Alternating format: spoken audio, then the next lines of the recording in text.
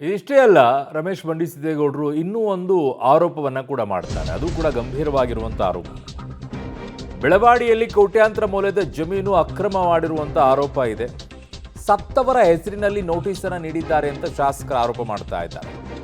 ಬಳಿಕ ಜಮೀನಿನ ಆದೇಶ ಪ್ರತಿ ತಿದ್ದಲಾಗಿದೆ ಅನ್ನೋ ಆರೋಪವನ್ನು ಮಾಡಿದ್ದಾರೆ. ಆ ಗೌರವಾನ್ವಿತ ಸಚಿವರು ಯಾರು ಅಂತ ಇಲ್ಲ. ಒಂದೇ ದಿನಕ್ಕೆ ಎಲ್ಲ ಅಕ್ರಮಗಳನ್ನ ಮಾಡಲಾಗಿದೆ. ಯಾವ ಸಚಿವರು ಹೀಗೆ ಹೇಳಿದ್ದಾರೆ ಗೊತ್ತಿಲ್ಲ. ಸಚಿವರ ಹೆಸರನ್ನ ಬಳಸಿಕೊಂಡು ಅಧಿಕಾರಿಗಳು ದುರುಪಯೋಗ ಪಡಿಸಿಕೊಳ್ತಾ ಇದ್ದಾರೆ ಅಂತ ಶ್ರೀರಂಗಪಟ್ಟಣ ಶಾಸಕ ರಮೇಶ್ ಬಂಡಿಸಿದ್ದೇಗೌಡ ಈ ಆರೋಪವನ್ನ ಮಾಡ್ತಾ ಇರೋದು. ಇತ್ತೀಚಿನ ದಿನಗಳಲ್ಲಿ ಶ್ರೀರಂಗಪಟ್ಟಣ ವ್ಯಾಪ್ತಿಯಲ್ಲಿ ಶ್ರೀರಂಗಪಟ್ಟಣ ತಾಲೂಕಲ್ಲಿ ನಾವು ಮೈಸೂರಿಗೆ ಭಾಳ ಹತ್ತಿರ ಇರೋದ್ರಿಂದ, ನಗರ ಪ್ರದೇಶವಾಗಿ ಅದು ಡೆವಲಪ್ ಆಗ್ತಾ ಇರೋದ್ರಿಂದ ನಮ್ಮ ಕಸಬಾ ಹೋಬಳಿಯಲ್ಲಿ, ಬೆಳಗೊಳ ಹೋಬಳಿಯಲ್ಲಿ ಇತ್ತೀಚೆಗೆ ಈ RR ಅಂದರೆ RR ರೈಟ್ಸ್ ಆಫ್ ರೆಕಾರ್ಡ್ಸ್ ಮತ್ತು ರೈಟ್ಸ್ ಆಫ್ ರೆಕಾರ್ಡ್ಸ್ ಇಂಡೆಕ್ಸ್ ಮತ್ತು MRಗಳನ್ನ ತಿದ್ದುಪಡಿ ಮಾಡೋದ್ರ ಮುಖಾಂತರ ಅನೇಕ ಸರ್ಕಾರಿ ಜಮೀನುಗಳನ್ನ ಬೇರೆ ಬೇರೆಯವ್ರಿಗೆ ಅದನ್ನು ಖಾತೆಗಳು ಮಾಡಿಕೊಟ್ಟು ಅದಕ್ಕೆ ಪೌತಿಯಾಗಿರೋರಿಗೆ ನಾವು ತಂದು ಕೋರ್ಟ್ಗಳಿಗೆ ಅಪೀಲ್ ಹಾಕ್ಸೋದ್ರ ಮುಖಾಂತರ ಮೊದಲು ಏನು ಮಾಡ್ತಾರೆ ಅಂದರೆ ತಹಶೀಲ್ದಾರ್ ಕೋರ್ಟ್ಗೆ ಹಾಕ್ತಾರೆ. ತಹಶೀಲ್ದಾರ್ ಕೋರ್ಟಲ್ಲಿ ಅದು ವಜಾ ಆಗ್ತದೆ. ಅದು AC ಕೋರ್ಟ್ಗೆ ಹಾಕ್ತಾರೆ. AC ಕೋರ್ಟಲ್ಲಿ ಆದೇಶಗಳನ್ನ ಮಾಡಿಕೊಂಡು ಒಂದೊಂದೇ ದಿವಸಕ್ಕೆ ಮೇಲ್ಗಡೆಯಿಂದ ಸಚಿವರಿಂದ ಪ್ರೆಷರ್ ಇದೆ, ಅದು ಖಾತೆ ಮಾಡಲೇಬೇಕು ಅಂಥೇಳಿ ಸಂಬಂಧಪಟ್ಟಂಥ ತಹಶೀಲ್ದಾರ್ಗೆ ಹಾಗೂ ಡೆಪ್ಟಿ ತಹಶೀಲ್ದಾರ್ಗೆ ಸಂಬಂಧಪಟ್ಟಂಥ RIಗೆ ಪ್ರೆಷರ್ ತಗೊಂಬಂದು ನಮ್ಮ ಪಾಂಡುಪುರ AC ಅವರು ಅದನ್ನು ಖಾತೆಗಳು ಮಾಡ್ತಕ್ಕಂಥದ್ದು. ಅದು ಖಾತೆಗಳ ಮಾಡೋ ಜೊತೆಗೆ ಒಂದೇ ದಿವಸದಲ್ಲಿ ಆದೇಶ ಮಾಡ್ತಾರೆ. ಅದ್ರ ಬೆಳಿಗ್ಗೆನೇ ಖಾತೆ ಆಗ್ತದೆ. ಅದ್ರ ಮಾರನೆಗೆ ಜಮೀನು ಮಾರಿಬಿಡ್ತಾರೆ.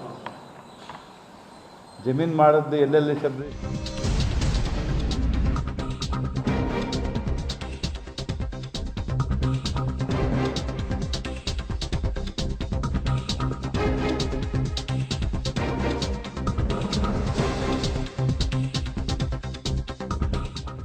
ಸಚಿವರೇ ಒತ್ತಡ ಹೇರಿದ್ರ, ಆಪ್ತರೇ ಒತ್ತಡ ಹಾಕಿದ್ರ? ಸ್ವಪಕ್ಷೀಯ ಸಚಿವರ ವಿರುದ್ಧವೇ ಶಾಸಕ ರಮೇಶ್ ಬಂಡಿಸಿದ್ದೇಗೌಡರು ಬಾಂಬ್ ಅನ್ನ ಸಿಡಿಸಿದ್ದಾರೆ. ಶಾಸಕರು ಹೇಳಿದ ಸಚಿವರು ಯಾರು ಹಾಗಿದ್ದಾಗ ಸಚಿವರ ವಿರುದ್ಧವೇ ಈಗ ಶಾಸಕರು ಬಾಂಬ್ ಅನ್ನ ಸಿಡಿಸಿದ್ದಾರೆ. ಸರ್ಕಾರಿ ಜಾಗವನ್ನು ಗುಳುಂ ಮಾಡ್ತಾ ಇರುವಂತಹ ಸಚಿವರು ಯಾರು? ನನ್ನ ಸಹೋದ್ಯೋಗಿ ಈಗ ರೋಹಿತ್ ನನ್ನ ಸಂಪರ್ಕಕ್ಕೆ ಸಿಗ್ತಾ ಇದ್ದಾರೆ, ಮಂಡ್ಯ ಪ್ರತಿನಿಧಿ. ರೋಹಿತ್, ಈಗ ಯಾರು ಆ ಸಚಿವರು ಅನ್ನುವಂಥ ಪ್ರಶ್ನೆ ಸಹಜವಾಗೇ ಬರುತ್ತೆ. ರಮೇಶ್ ಬಂಡಿಸಿದ್ದೇಗೌಡರು ಆ ಹೆಸರನ್ನು ಹೇಳ್ತಾ ಇಲ್ವಾ, ಅಥವಾ ಅವ್ರಿಗೂ ಕೂಡ ಗೊತ್ತಿಲ್ವಾ? ಗೊತ್ತಿದ್ದು ನಾನು ಯಾಕೆ ಈಗ ಹೇಳಿ ಅವರಾಗೆ ತಿಳ್ಕೊಳ್ಳಿ ಅಂತಾನ ಏನು ಬಯಸ್ತಾ ಇದ್ದಾರೆ ರಮೇಶ್ ಬಂಡಿಸಿದ್ದೇಗೌಡರು? ಅರುಣ್, ಈ ವಿಚಾರದಲ್ಲಿ ಎರಡು ರೀತಿಯಾದಂತಹ ಉತ್ತರವನ್ನು ರಮೇಶ್ ಬಂಡಿಸಿದ್ದೇಗೌಡರು ಹೇಳ್ತಾ ಇರುವಂಥದ್ದು. ಅಂದರೆ ಬೆಳವಾಡಿ ಸಮೀಪದ ಕೋಟ್ಯಾಂತರ ಬೆಲೆ ಬಾಳುವಂತಹ ಜಮೀನನ್ನು ಏನು ಬೇರೆಯವರ ಹೆಸರಿಗೆ ಒಂದೇ ದಿನದಲ್ಲಿ ವರ್ಗಾವಣೆ ಆಗಿರುತ್ತೆ. ಆ ನಿಟ್ಟಿನಲ್ಲಿ ಇದನ್ನು ತಹಶೀಲ್ದಾರ್ ಅವರಿಗೆ ಏನು ಬಂಡಿಸಿದ್ದೇಗೌಡರು ಏನು ಪ್ರಶ್ನೆಯನ್ನು ಮಾಡ್ತಾರೆ. ಈ ಸಂದರ್ಭದಲ್ಲಿ ತಹಶೀಲ್ದಾರ್ ಹೇಳಿರುವಂಥದ್ದು, ಪಾಂಡುಪುರ AC ಶ್ರೀನಿವಾಸ್ ಅವರು ಫೋನ್ ಮಾಡಿ ನಮಗೆ ಸಚಿವರ ಒತ್ತಡ ಇದೆ, ಆ ನಿಟ್ಟಿನಲ್ಲಿ ಇದನ್ನು ಬೇಗ ಕ್ಲಿಯರ್ ಮಾಡಿ ಅಂತ ಹೇಳಿದ್ರು. ಆ ನಿಟ್ಟಿನಲ್ಲಿ ನಾವು ಕ್ಲಿಯರ್ ಮಾಡಿದ್ದೀವಿ ಅಂತೇಳಿ ಕೂಡ ತಹಶೀಲ್ದಾರ್ ಹೇಳಿದ್ದಾರೆ ಅಂತೇಳಿ ಕೂಡ ಏನು ಅವರು ರಮೇಶ್ ಬಂಡಿಸಿದ್ದೇಗೌಡರಿಗೆ ಉತ್ತರ ಹೇಳಿರುವಂಥದ್ದು.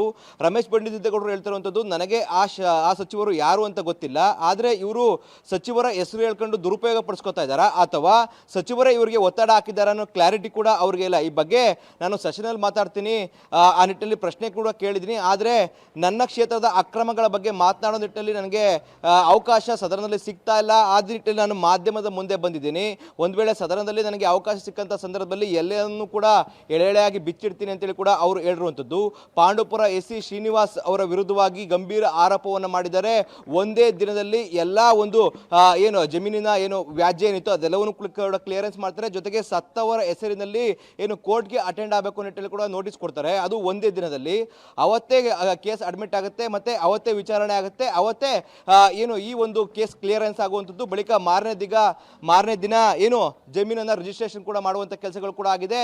ಜೊತೆಗೆ ಮಾರಾಟ ಆಗುವಂಥ ಕೆಲಸಗಳು ಕೂಡ ಅವತ್ತೇ ಆಗ್ತಾ ಇದ್ದಾವೆ. ಈ ನಿಟ್ಟಿನಲ್ಲಿ ಮೈಸೂರಿನ ಸಮೀಪ ಇರುವಂತಹ ಶ್ರೀರಂಗಪಟ್ಟಣದಲ್ಲಿ ಕೋಟ್ಯಾಂತರ ರೂಪಾಯಿ ಬೆಲೆ ಬಾಳ್ತದೆ ಜಮೀನು. ಈ ನಿಟ್ಟಿನಲ್ಲಿ ಸಾಕಷ್ಟು ಅಕ್ರಮಗಳು ಎದುರಾಗಿರುವಂಥದ್ದು. ಈ ನಿಟ್ಟಿನಲ್ಲಿ ಶ್ರೀನಿವಾಸ್ ಗೌಡ ವಿರುದ್ಧವಾಗಿ ಕ್ರಮಗಳಾಗಬೇಕು, ಜೊತೆಗೆ ಅವರ ಅವಧಿಯಲ್ಲಿ ನಡೆದಂತಹ ಎಲ್ಲಾ ಕೇಸ್ಗಳನ್ನ ಮರುಪರಿಶೀಲನೆ ಮಾಡಿ ಜನರಿಗೆ ನ್ಯಾಯ ಕೊಡಿಸುವಂತಹ ಕೆಲಸಗಳನ್ನು ಕೂಡ ಮಾಡಬೇಕು ಅನ್ನೋ ನಿಟ್ಟಿನಲ್ಲಿ ಕೂಡ ಅವರು ಹೇಳಿರುವಂಥದ್ದು. ಜೊತೆಗೆ ಈ ಬಗ್ಗೆ ಸಿಎಂಗೆ ಕೂಡ ದೂರನ್ನು ಕೊಡ್ತೀನಿ ಅಂತೇಳಿ ರಮೇಶ್ ಬಂಡಿ ಸಿದ್ದೇಗೌಡರು ಹೇಳಿರುವಂಥದ್ದು. ಅರುಣ್. ಓಕೆ ರೋಹಿತ್, ಎಲ್ಲ ಮಾಹಿತಿಗೆ ಧನ್ಯವಾದಗಳು.